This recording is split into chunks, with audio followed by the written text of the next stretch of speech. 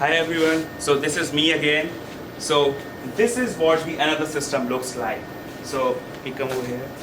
As you can see, it's pretty much more complex as compared to the other systems, and the reason is that because of its capability. So as I was mentioning that sometimes if I have to remove a material or if I have to create a cut in my edit, or we call it an edit in my IC at a particular location, sometimes those instruments can't do that up. So I have to switch to another instrument which can actually do this. This is basically an Orion NanoFab from Zeiss. What exactly it does is, it also have those same kind of ion beams, it also have the same physics that the ion beams comes over the surface, removes the atoms from there, and this is how we remove material.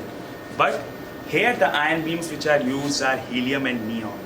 And you know that helium is the second smallest element in the periodic table.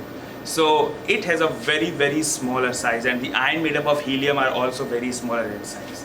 So this is the reason that the helium ions can remove the material to a very smaller region as compared to the other ions which I mentioned you before, like gallium or compounds like xenon fluoride.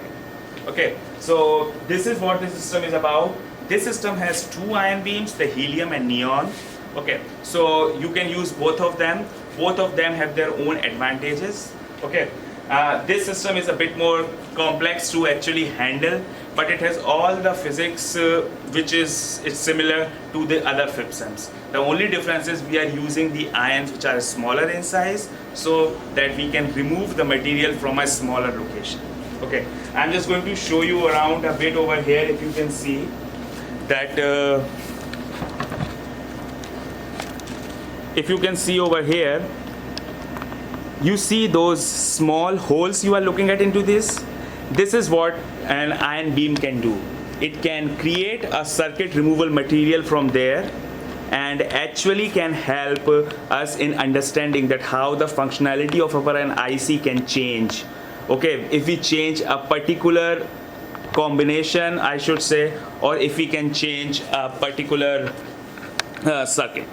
So this is basically I was just talking about. So that's the only difference. It's a bit more complex instrument, and of course we are working at a nanometer level of 5 to 10 nanometers. So that's why this instrument is a little bit complicated to handle, because when you are working at such a small level, that even a small vibration to the system can hamper with your experiment.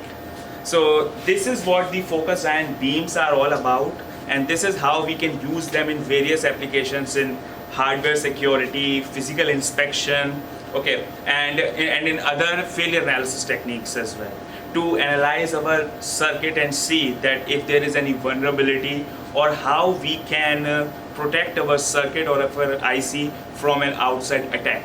Okay.